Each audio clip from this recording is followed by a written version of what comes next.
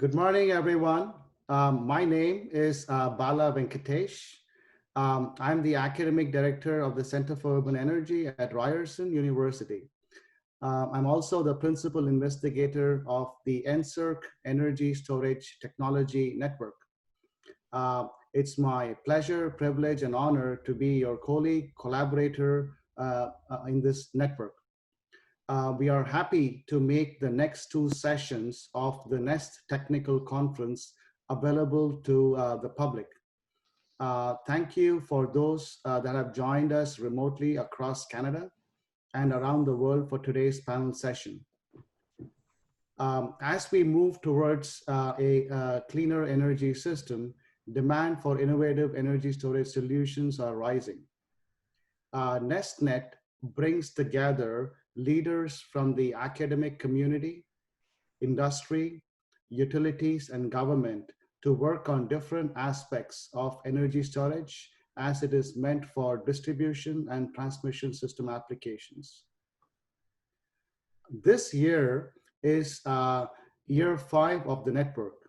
And before we kick off the panel, where we have the team leaders and leaders for internationalization and commercialization present on the panel, I would like to share with the audience some key metrics that we have achieved and the network has demonstrated over the last 5 years. So if you can flip to the next slide, please. So these metrics demonstrate the achievements that we have managed to have over the last several years, 5 years.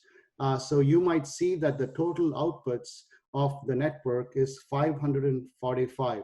It works up to about 4.5 outputs in terms of papers, publications in conferences, wider impact, newspaper articles, technical reports to our sponsors, and patents and products that have come out of the network.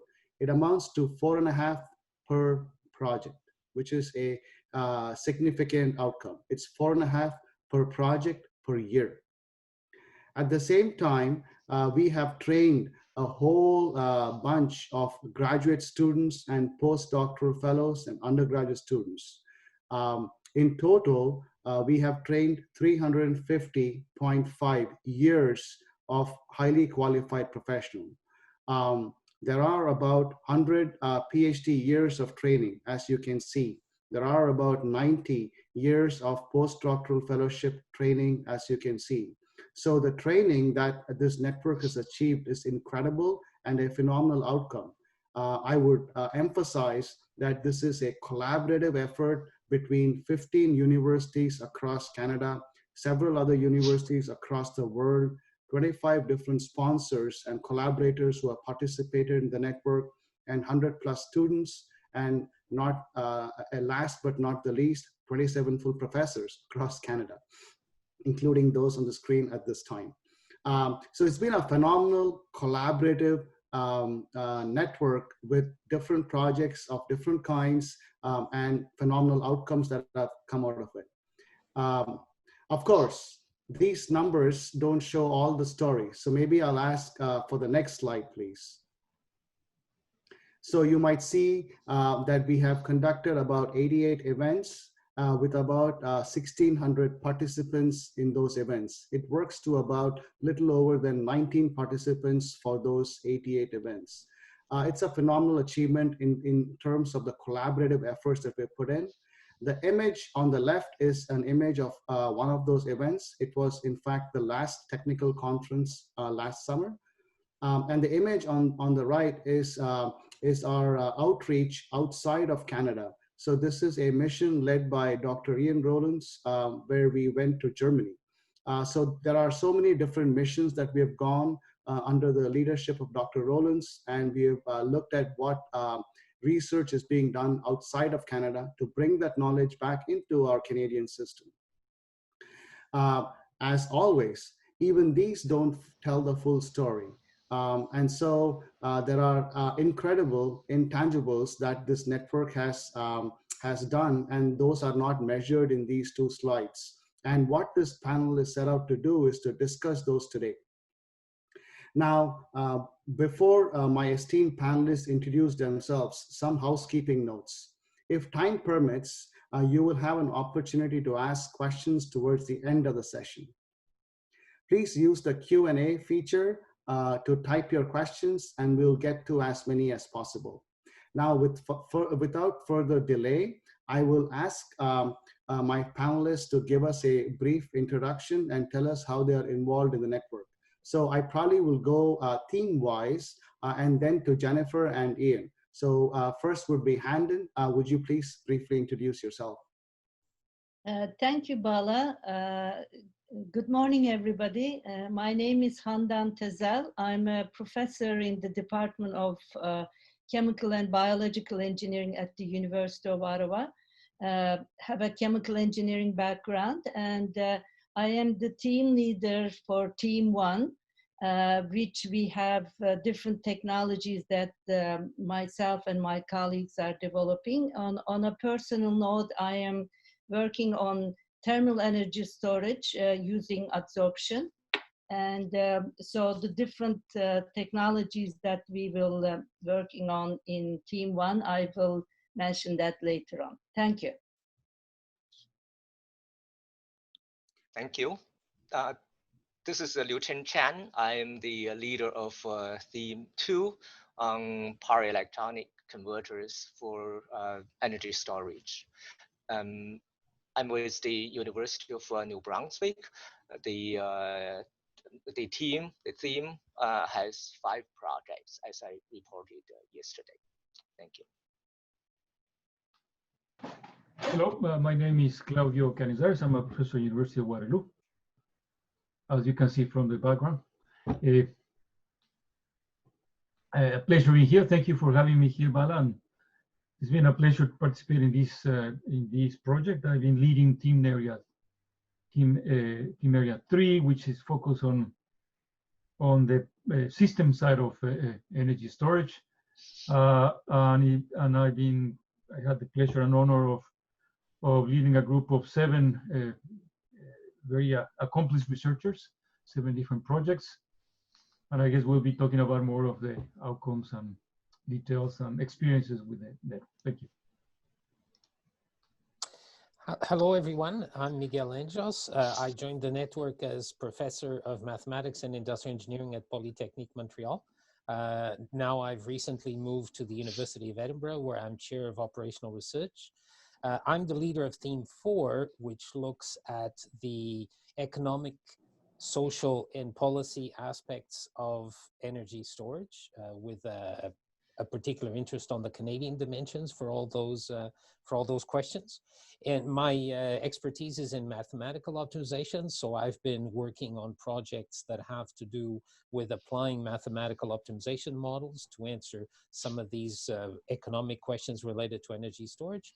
And overall, as leader of Theme 4, I've worked with colleagues supervising a total of 6 projects looking at these dimensions. And I'll look forward to this panel to do a bit of a summary of the great learnings and experiences that we've had through this network. Thank you. Hi, I'm very happy to be here. My name is Jennifer MacInnis. I'm the odd person out, I think, in that I am not a faculty member at a university. I'm the Associate General Counsel here at Ryerson University, and I'm the head of the Commercialization and Outreach Committee for NEST. It's that generated because at the time the network started, that I was also the Senior Director of Research and Commercialization at Ryerson University, and notwithstanding the change in my role, they haven't been able to get rid of me. Hello, everyone.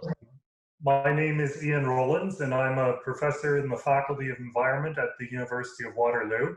And I was recently Associate Vice President International of the University of Waterloo, and I'm set to return to that role after my sabbatical year from Waterloo concludes in December. Within the project, I've been fortunate enough to lead a project within Dr. Anjos' theme. That's a project on social acceptance of energy storage technologies. But on this panel today, I'll speak mainly to my other role in the network, which has been on the internationalization lead, as the network has focused during the past 2 years upon engaging with the world, and look forward to speaking more about that. Thanks. Thank you all. I really appreciate your introductions. It's been a delight to work with all of you. So what I'm going to do is to explore some non-technical aspects of this network as we go by. And so feel free. It's recorded, but everything is confidential. Just treat it that way. So I'll have 3 questions which are scripted, and we can go through those, and then we can go to unscripted conversations if time permits. So question number 1, and what are some of your success stories from the network that have benefited the Canadian energy sector? So that's the question. And what I could do is I could probably go through some of you. So maybe I'll go with Miguel first. Yes, sure. Thanks, Bala. One of my personal success stories really is the opportunity to have worked as part of my one of my projects with a student who is trained as a civil engineer.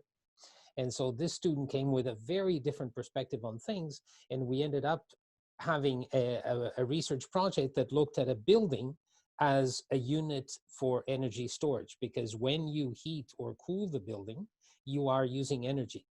And if you sort of change the way you think about it, you can think of the building as storing the energy. And this opens up a whole bunch of opportunities.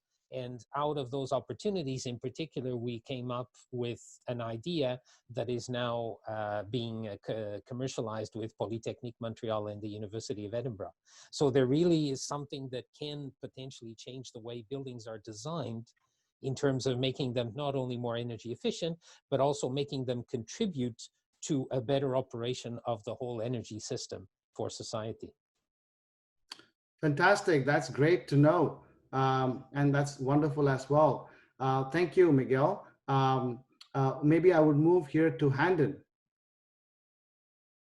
Okay, thank you, Bala. First of all, as the Team 1 leader, I would like to summarize a lot of people online right now were not able to join the technical conference before. So we have in Team 1, we have actually worked on 6 different energy storage technologies.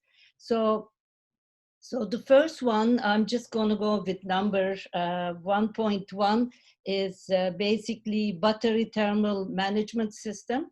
That was actually done at Simon Fraser University.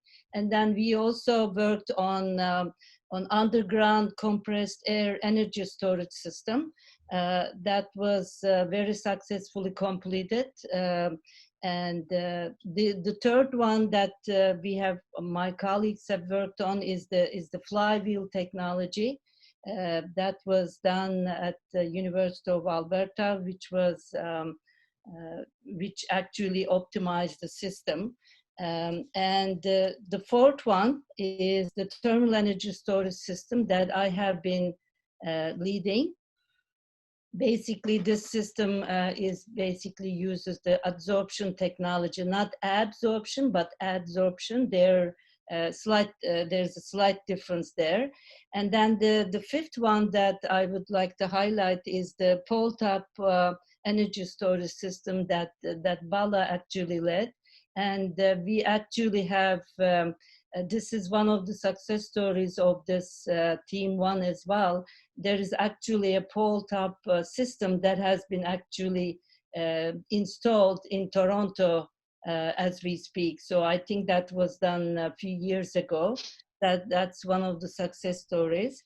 And then the last project that Team 1 was involved in related to the hybrid energy storage system. So what happens if we combine 2 and more of the energy storage technologies? So that was led by Bala at Ryerson as well. So out of these, I mean, all of these projects have been almost successfully, almost completed. As you know, we have another week or so to go with the network, but it was really a great pleasure to work with all of these team members, as well as all the members in the whole network as well. So on a personal note, some of my success stories on the project that I have been working on is that because I was on this energy storage network, that I was able to get substantial funding from Natural Resources Canada, and also was able to work with a company to combine my energy storage technology with a heat pump. So it's been great, and those are the success stories. Thank you. Fantastic. Thank you, Handan. Really appreciate it. Next on my list here is Claudio. Thank you, Bala. I guess I will express my own personal take on this question. As a team leader and as a project lead, and one of the main accomplishments that I believe that I'm proud of as a team leader and as a project leader is the number of students, of researchers that we train. Is an incredible number, and for the benefit of the energy sector, and particularly energy storage sector in Canada. So I'm particularly proud and happy of this accomplishment. For whatever reasons, our original plan was a number much smaller than what actually panned out to be.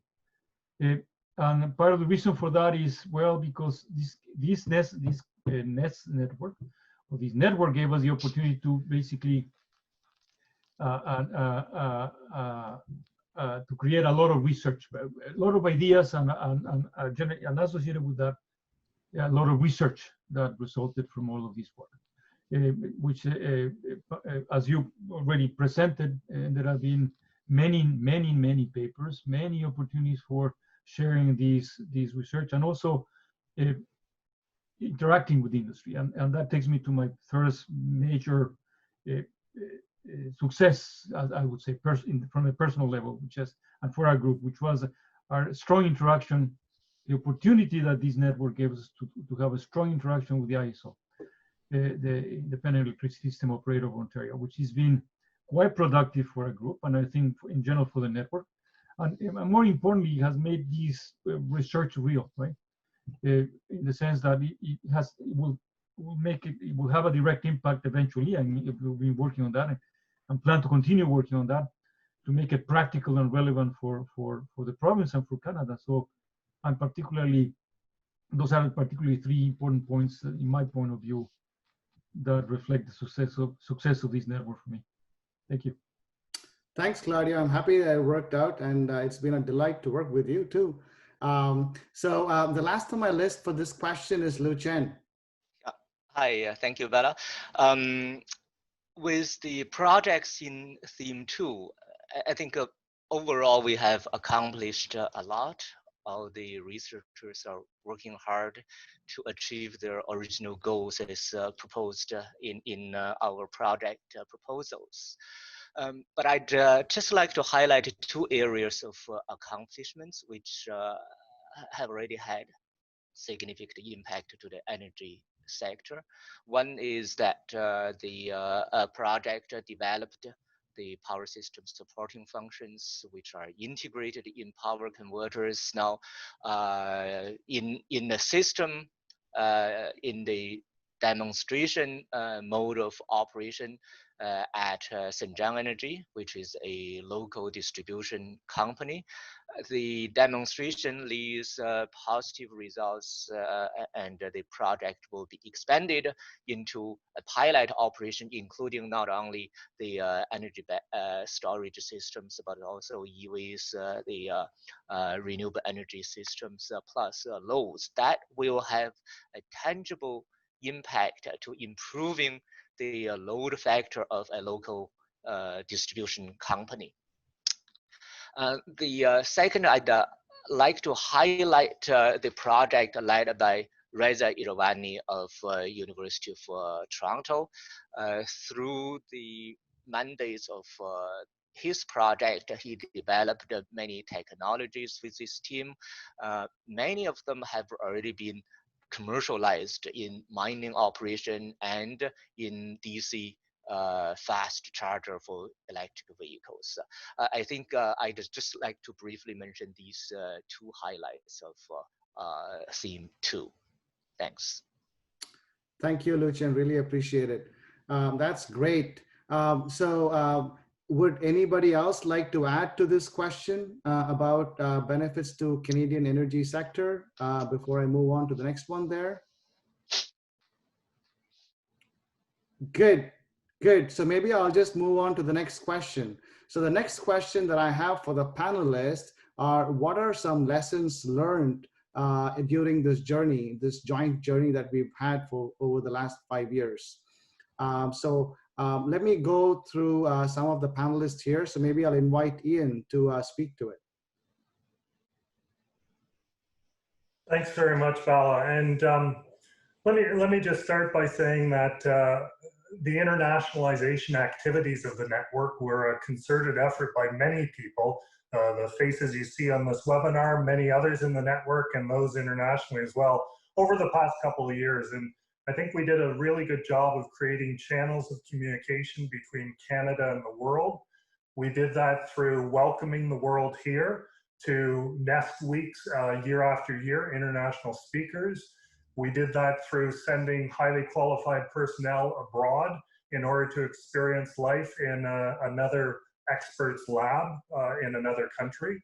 And we did that through finding out through our friends' intelligence when missions would be coming here, and we would, international missions, and we would, if I can say, tag along and engage in conversation with them, and our outbound missions as well. The opportunity to travel with a number of the colleagues here and others to other countries to meet with people in their labs. And Bala, your question about a lesson learned, I guess it reconfirmed my belief that internationalization in higher education is both an art and a science. And let me say something briefly about each of those. It's a bit of a science because you can do some legwork, you can do some preparing, you can do, as we did on this network, some scanning in order to implement some screens to see where might a group of Canadian universities best engage with the world to advance Canadian and global interests. So we did those screenings. We looked at where were the best universities in the world in energy storage areas in which we were interested. Where were collaborations already going on, university to university level or researcher to researcher level? Where was there an enabling environment, perhaps through terms of active funding for research in other parts of the world, active outward looking on research? Where were some Canada international agreements in place that we might be able to exploit and use to perhaps get some access, some resources in some ways as well. So we did our homework, we did some bibliometric analyses, we did some scanning of internationalization plans and so on. And we did those screens in order to get a number of candidates with whom to engage. But then Bala, and I'll wrap up, I'll say the art is also critical because you can only learn so much from reading web pages, from looking at documents and so on. There's a value in engaging face-to-face and in talking to people and seeing, dare say, in 3 dimensions what they're all about.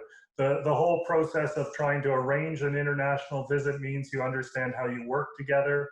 And then when you're actually there, you get to see their laboratories, you get to talk to their students, and you get to understand how you might work together. And I think many of us know it's that chat over a coffee, or that you showed us a picture of the walk around a Germany site, which was outstanding. That conversation you have when you're going from one location to another, that can really spark some real interesting collaboration going forward.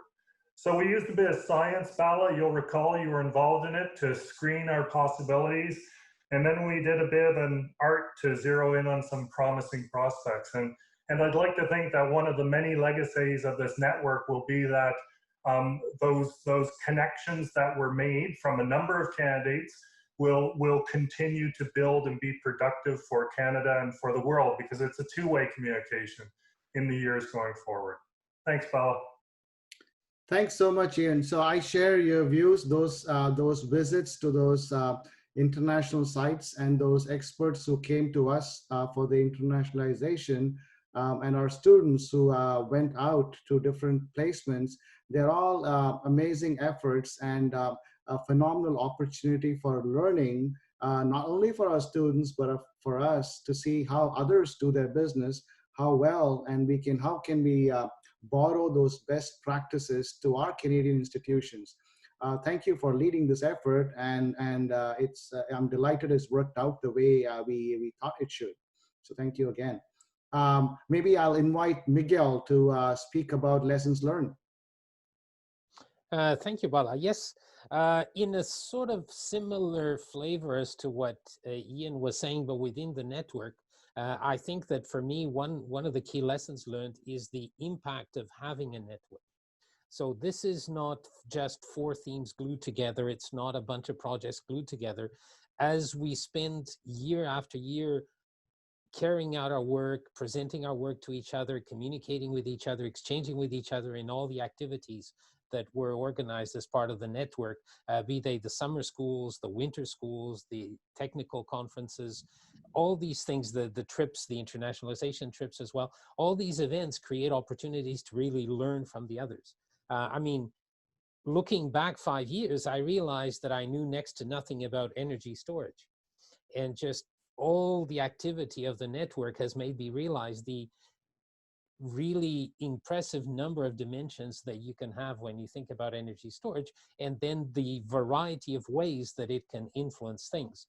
One of the things that I think I'm really happy is that some of the projects created new opportunities to collaborate between them that weren't there from the start. We just started a whole bunch of projects, and then people realize, hey, what you're doing can help me in what I'm doing. And so things come together and you get some real positive outcomes that weren't even there at the start. So I think the lesson that I want to highlight is the power and the potential of creating things like the NESTNet network that brings people together. And a bit like these conversations that Ian was mentioning, things just spontaneously happen when you start meeting and discussing these things. So to me, that is really a very strong lesson coming out of the experience of the network. Thanks, Miguel. I couldn't agree more. And in fact, I couldn't agree more on the thing that I also learned so much about energy storage that when I look back, I feel, oh my God, I didn't know anything about it. And so it's been a phenomenal learning opportunity, and the collaborative opportunities that have been presented to us over the last 5 years is incredible. It's not only within Canada, even outside, for all those interactions, phenomenal opportunities to collaborate with different professors and different institutions outside of Canada, both in industry and academically, has been a phenomenal opportunity. So thank you for that, and that's fantastic. Maybe I'll invite Liuchen to talk about lessons learned.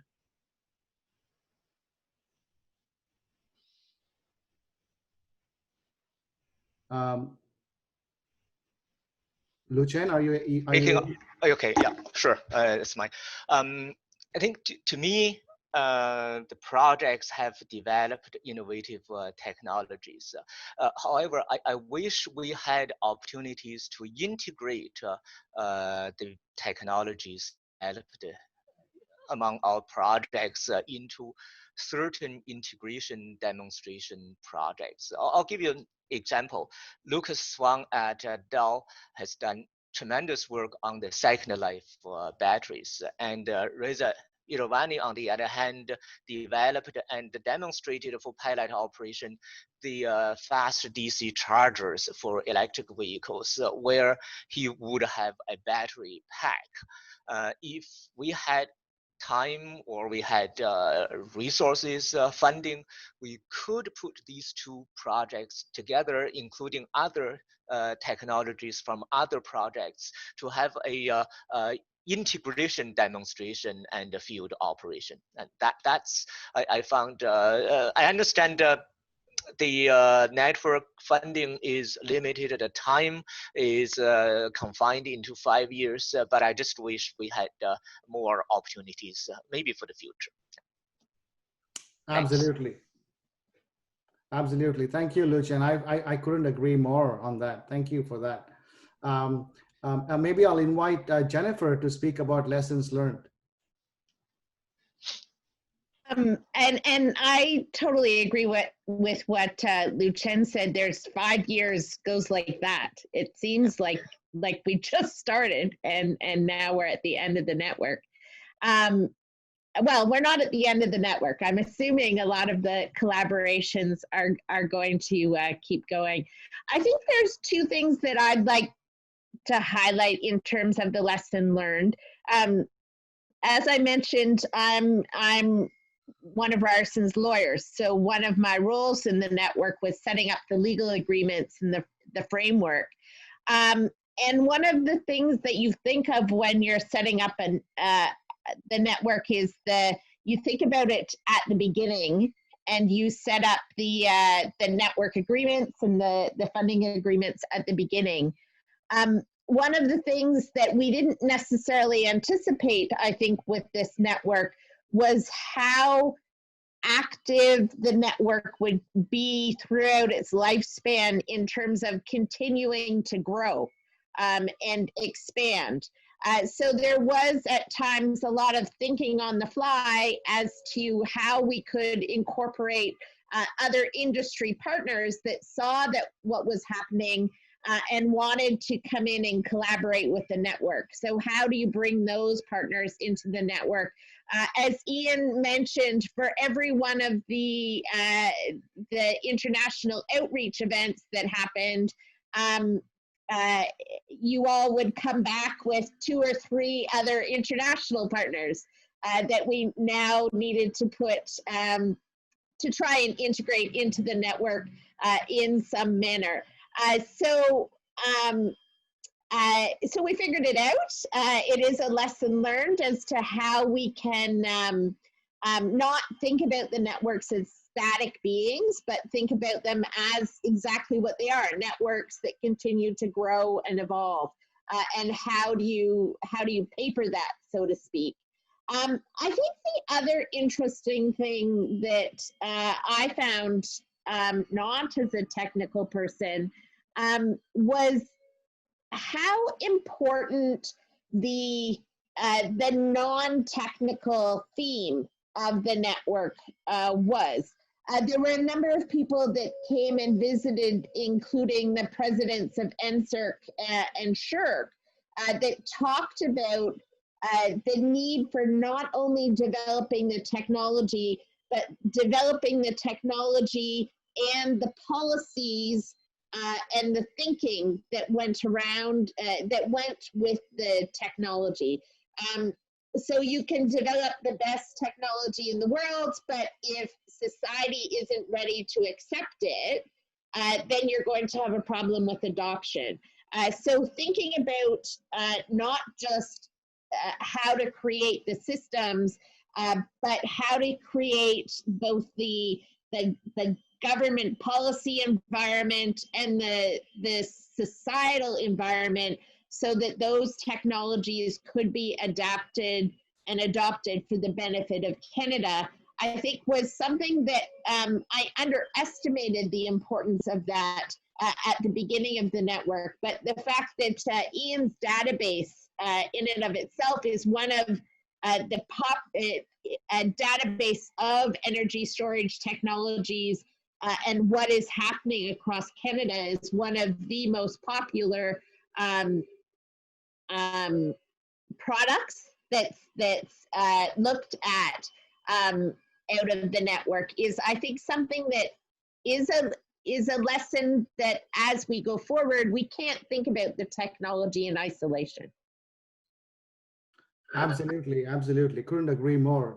Does anybody want to jump in to respond? Yes, Handan, please. Yeah, I mean, I couldn't agree with you more, Jennifer, because one of my, you know, like when Bala, when you ask these questions, and I think multidisciplinary aspect of this project has been a very positive impact, because you cannot do it alone. You can develop the best technology, but if it's not implemented, if it doesn't have the right policies, you're not going to go anywhere. So I think a couple of my important lessons learned is we have to work in multidisciplinary teams, which I really had the great pleasure of working with everybody in the network, and with working with related industry as well. And then getting the policy development, getting involved in the policy development so that the energy technology, storage technologies will be implemented. And one last point that I want to make is that one of the lessons learned has been, you know, following up on the internationalization of this network. And thank you, Ian, for your excellent leadership on this. That I think this gave us a huge opportunity internationally, as well as nationally and provincially, because to have this, to be part of this network actually gave us a big exposure locally, provincially, as well as nationally, as well as internationally. So I think that's really important. That's all. Thank you. Thank you, Handan. I couldn't agree more, and I would definitely resonate with this lesson of the platform the network has provided, at least me personally, to connect with different stakeholders in academics and especially in industry and government, because it allows you to have a dialogue which is not readily possible otherwise. And so you can connect with industry and say you represent NEST network, you bring behind all these technologies and skill sets and power of academics and students and collaborators to solve their challenges. So that brings at least for me, it brought together significant credibility in partner and sponsor engagement. So I couldn't agree with you more on that. Thank you for that. Good. So, and we are doing good on time. So I'm going to go to the next question that I have on my mind here. And I would invite some of you to join me to address it. What are your personal highlights from the past 5 years on this NEST network? So maybe I would invite to begin with Claudio. Thank you, Bala. I appreciate it. Sure. I mean, following up on what was just said, I think that one of my personal highlights of this work is the network facilitating basically or kickstarting our research group work on energy storage. We used to have different initiatives, ideas, sort of scattered around, but this gave us the opportunity to actually the platform to basically move forward with this research, and has made us, or has put us on the map of the energy storage research, which has been a very interesting byproduct, if you will, of the network. I mean, others have said the same thing, and I guess I fully agree with that point of view. And also the opportunity that has given us to, personally, in any case, as for the personal view, of develop new research ideas and projects. I mean, we had these general ideas of, okay, well, we'll try this, we'll try that, until we actually got into it, had the opportunity with the network to actually get into that. And the result of it has been basically that facilitated a lot of recruitment that ended up allows us to train a lot of HQP, and also recruit very good students and researchers. And in that process also opened the door for very significant and productive and relevant collaborations. Yeah, I wish we could have more, and I follow one of Liuchen's comment. It would have been nice to we had some strong collaborations among researchers, but maybe it would have been a more interesting having a structure in it, the opportunity to have a demo type of presentation, like Liuchen was saying, the opportunity to showcase more of this work and maybe somewhat force these collaborations a bit more, as opposed to leave it up to the researchers. And in that, I guess incentives, going back to Ian view of the world, incentives I think worked well in the sense of having a project that would have forced us, quote unquote, to work more closely. However, having said that, I think there were some very strong collaborations that developed, myself included, with your group, in particularly Bala, with Kanka Bhattacharya, of course, a very strong opportunities for collaboration, and that also opened the door to collaborate with industry, and gives us basically the way, the credibility, as you were saying, that opened the doors, agreeing with what you were saying, to work with industry. And in that particular case, the work with the ISO, which has been very productive and looks very very real, and is opening the door for future work in this area, which I think will make a difference.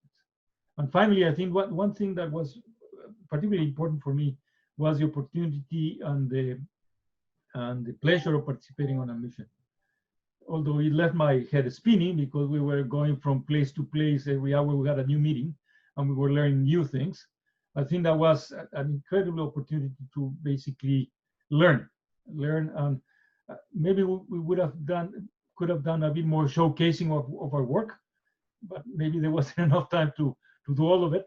But the opportunity to basically learn from other places. I mean, I was in the German one, and I guess we were going from place to place every other hour. We were somewhere else, and that was an incredible opportunity, not only to learn and collaborate and interact, but also it was a very interesting opportunity for socializing. I found a very interesting opportunity to learn about the rest of the colleagues in the network, and basically make friendships or strengthen friendships, which I think was a byproduct of these missions that I particularly cherish. Thank you. Thank you, Claudio. I resonate with that completely. And I think incredible work went behind putting those international missions together. I think Ian and Karen Cespedes, who's not on the screen, but is a key member to putting all of these international missions and the network together to function the way it functions right now. Yes, it has been, those journeys were fantastic, and journey in general through the NESTNet has been great. I'm going to invite Handan to speak about her personal highlights. Thank you, Bala. And yeah, I mean, there are so many personal highlights, you know, at every winter school, at every summer school we had within the last 5 years has been, you know, I learned a lot, and then, you know, I was really proud of being a very, you know, excellent team, you know, people working in multidisciplinaries. Bala, as you said, the more I learned about energy storage, the more I realized how little I know. And then all the pricing, all the policies that you go into, like you know, I still have so many things to learn.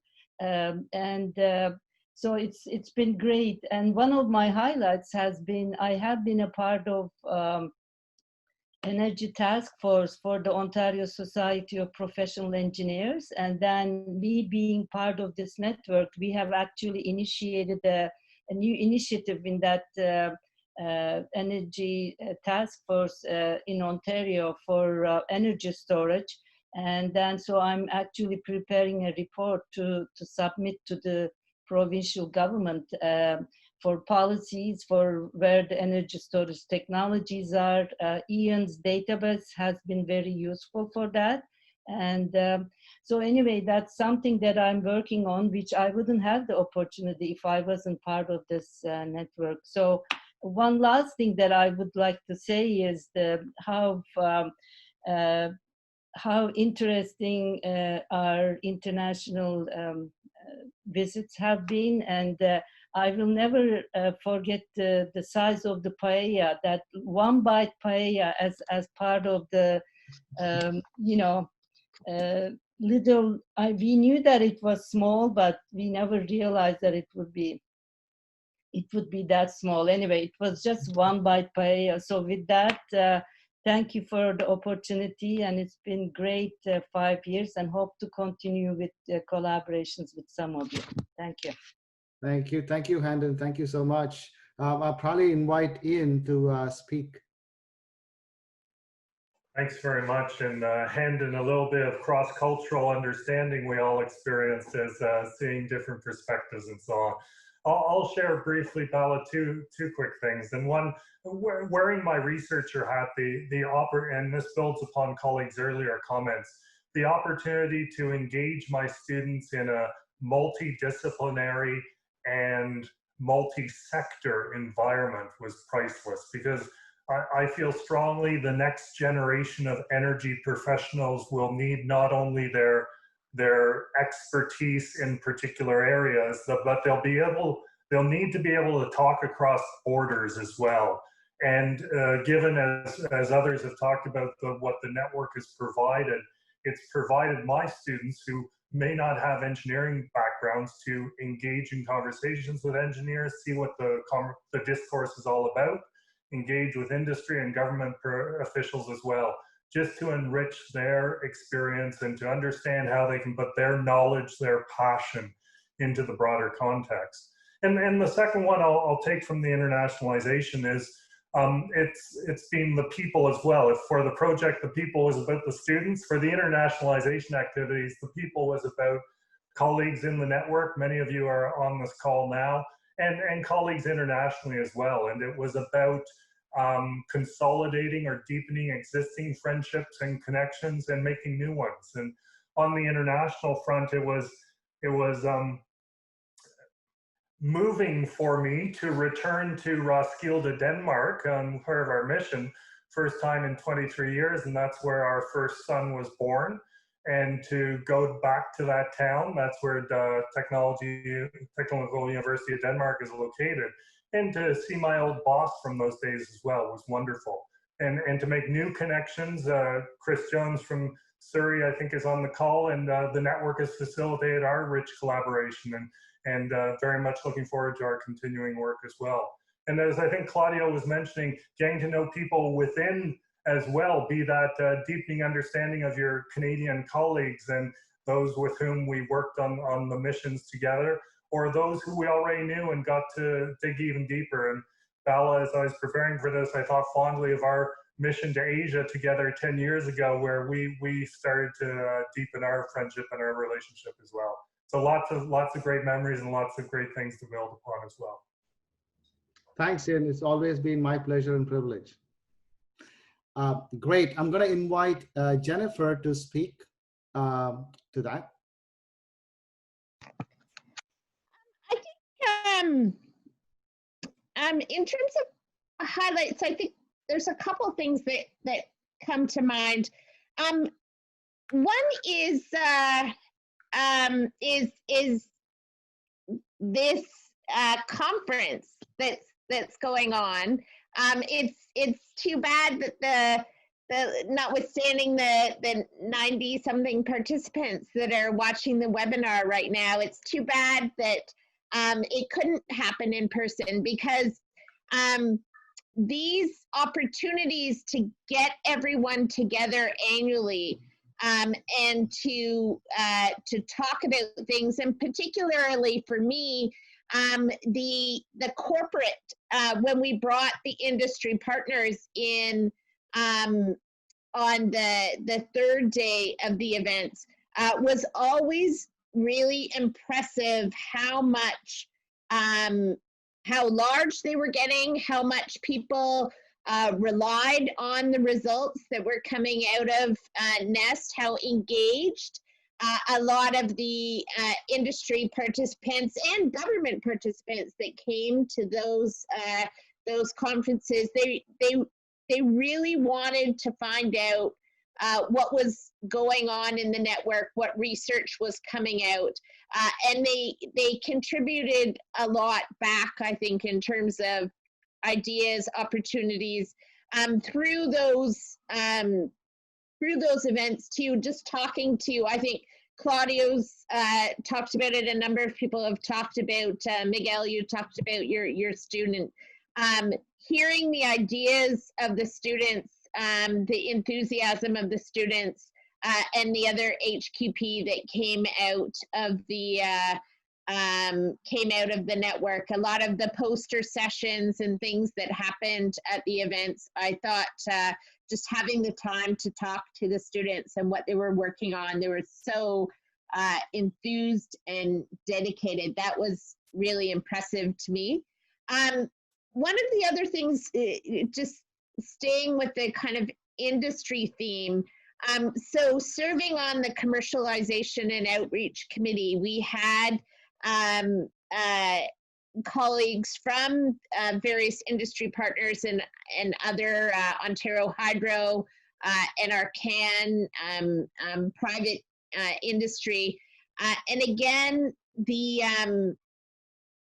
how much everyone really wanted to help move the technology forward, help move Canada forward in terms of being a leader for energy storage.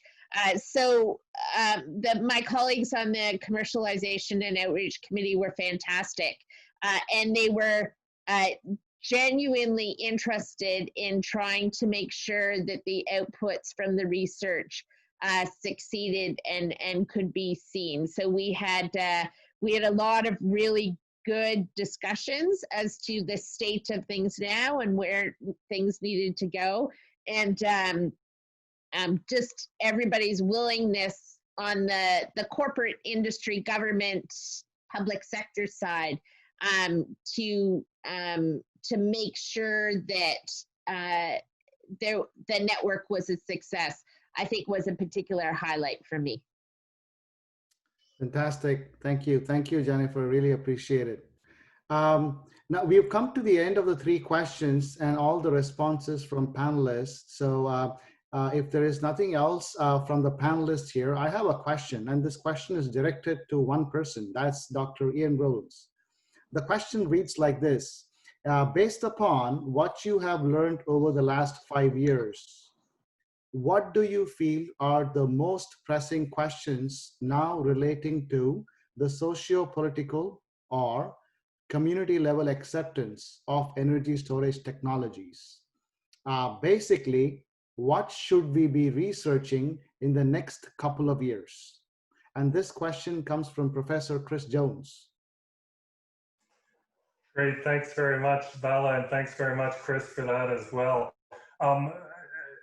Briefly, on the project, a number of students and collaborators, including Chris, have been looking at over the past 5 years the ways in which social acceptance, communities engage with new energy technologies might proceed. I think there's a few interesting learnings from that I'd just like to share right now, which point to the future a bit. One of them is it's beyond simply kit in the neighborhood, if you will put it that way. That's still important. An isolated, physically isolated project, be it an energy storage project, a new power plant of some sort, whatever the case may be, it's still very important to understand how communities engage with those plans and how that they can be deployed in ways that are acceptable to communities to advance sustainability. But it's also about programs and policies and the acceptance of them as well. So this network, amongst others, have done much to advance ideas about prosumers, for example, advance ideas about distributed energy systems. So advancing ideas about the ways in which there's much more integration than perhaps our traditional energy systems have been. So the ways in which we think about acceptance has to expand more to that as well. And I guess the last thing I'll flag, Bala, for an area of future research as well, is that for reasons we're all aware of and we can talk about more, there's been much more understanding, much more willingness, much more action on thinking about inclusion broadly defined over the past weeks and months. So at various scales, characterized and catalyzed by a number of events around the world. We're needing to think about the most vulnerable within our societies and those that have heretofore been excluded by various means. So I think a theme I'm seeing emerge increasingly because of pandemic, global demonstrations and so on is the very important theme of inclusion. I think that will speak to and inform a lot of the social acceptance research going forward, and that's a good thing. Great, that's fantastic. Thank you, Ian. Appreciate that answer. I'm going to go to a next question, which looks related, and flip the question on its head from an academic perspective. Would the panel have any advice for potential entrepreneurs in the energy storage sector? What kind of business or product or process should you pursue to have in the energy storage sector or the energy sector broadly for the energy storage as a product? So any thoughts on what that could be? Jennifer, please go ahead. I'm not necessarily going to talk about the products that we need, but I'm just going to highlight one of the it was on Ryerson's website today. It's coming out of the Clean Energy Zone at Q, and it's a technology for tracking people in businesses or in buildings to be able to see where, see how they are, and going back to Miguel's point, see how they affect the energy load in the building.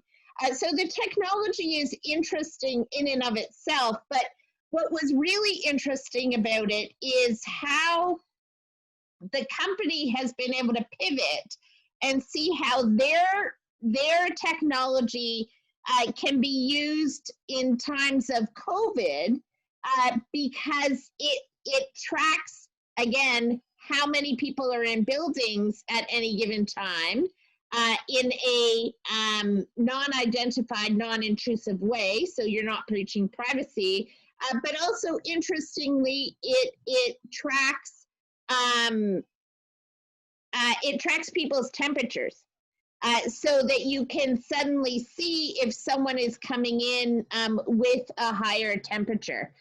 So I think one of the things that is really interesting in this area is how transferable the technologies that are being worked on in the energy sector broadly and in the energy storage sector are to other industries and other areas. A lot of the battery technology that's research that's still going on and is being done is of interest, as someone mentioned, across industries, not only within individual manufacturing to help with energy interruptions, like the pole top project that you worked on, Bala, but into the car and the vehicle sector. So I think one of the things that we're going to see going forward is a lot of the translation of the findings that have come out of the network and the area into other sectors as people kind of think outside the box. Fantastic, fantastic. That's great advice there and discussion. Thank you, Jennifer. Appreciate it. Any other thoughts on what entrepreneurs can pursue that the panel might have or think about? Absolutely, Miguel. Go for it. Hello. I'll connect to a fair chunk of the work that was being done in Theme 4 that I led, which was looking at the economic, social, and policy aspects. I think that it's important for someone who wants to launch a new idea or a new product, and not only to think about the need that it's going to fill and the niche and possibly pivot, like Jennifer was saying, but also think about, you know, how do the economics work? How does it interact with regulation, if any? How is it going to be accepted or not by society at large? So there's a huge amount of work that's been done in these questions, and they tend to be forgotten.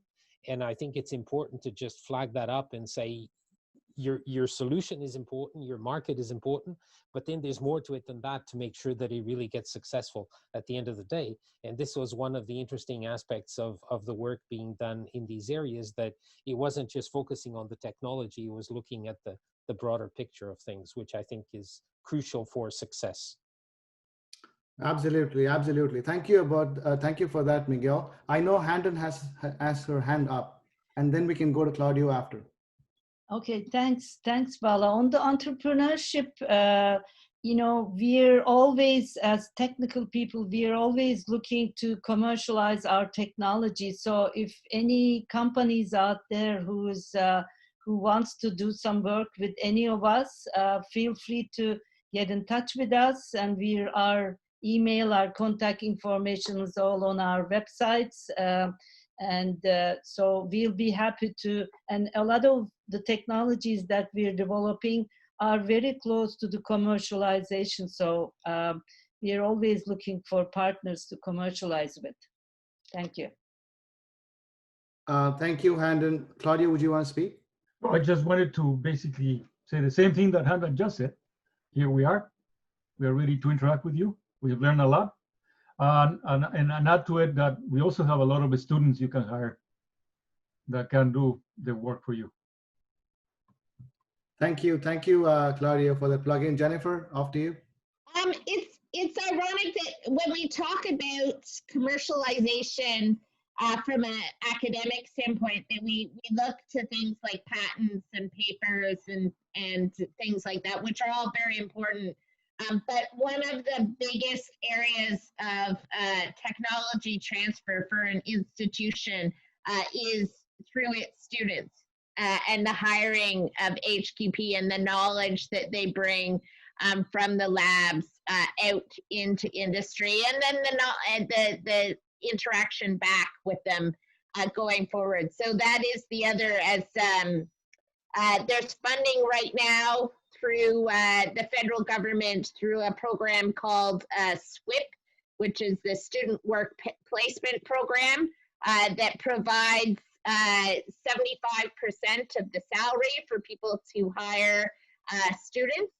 And if any of the companies out there are looking to take on students for a short-term summer project, then there is funding for you to do that. And it's a good way for you to understand what's going on and how you can get the information from the network directly in.